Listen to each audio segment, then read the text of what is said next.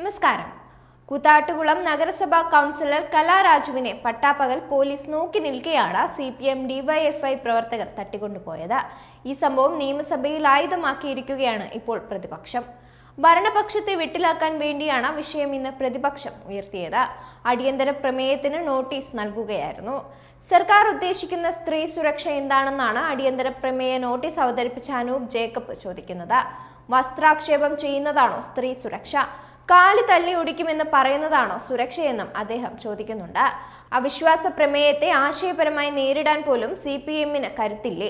Muvattupuzha DYSP അടക്കം നോക്കി നിൽക്കെയാണ് കൗൺസിലറെ തട്ടിക്കൊണ്ടുപോയത്.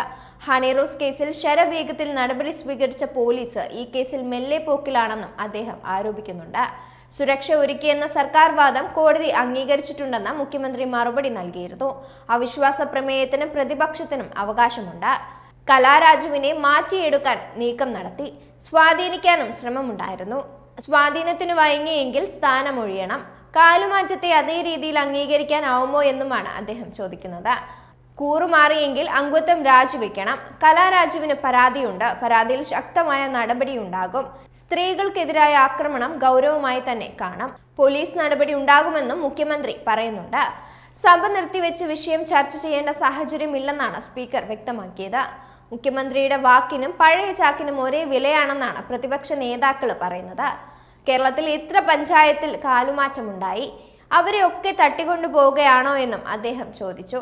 Party area സെക്രട്ടറിയാണ് ഒന്നാം പ്രതി. കാലുമാറ്റം എന്ന നിലയിലേക്കാണ് സംഭവത്തെ മുഖ്യമന്ത്രി ലഘൂകരിക്കുന്നത്. അഭിനവ ദുശാസനന്മാരായി ഭരണപക്ഷം മാറും. 7 വർഷം തടവ് ശിക്ഷ കിട്ടാവുന്ന കുറ്റമാണ് CPMന്റെ മുതിർന്ന നേതാക്കൾ ചെയ്തത്. അതിന് വെറും കാലുമാറ്റമായി മുഖ്യമന്ത്രി ലഘൂകരിച്ചുവെന്നും അദ്ദേഹം ആരോപിച്ചിട്ടുണ്ട്.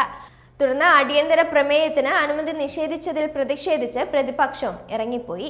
കലാരാജുവിനെ സ്വാധീനിക്കാൻ UDF ശ്രമിച്ചെന്നും കൂറുമാറിയെങ്കിൽ അവർ രാജിവെക്കേണ്ടതല്ലേ എന്നുമാണ് മുഖ്യമന്ത്രി ചോദിക്കുന്നത്. സംഭവത്തിൽ ആകെ 5 കേസുകളാണ് രജിസ്റ്റർ ചെയ്തത്.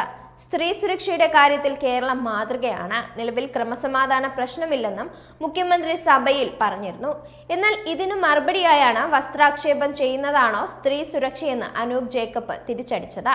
കൂത്താട്ടുകുളത്ത് 5 വർഷമായി ഭരണത്തിലിരിക്കുന്ന LDFന്റെ കൗൺസിലറെ സ്വാധീനിക്കാനാണ് കോൺഗ്രസ് ശ്രമിച്ചത്.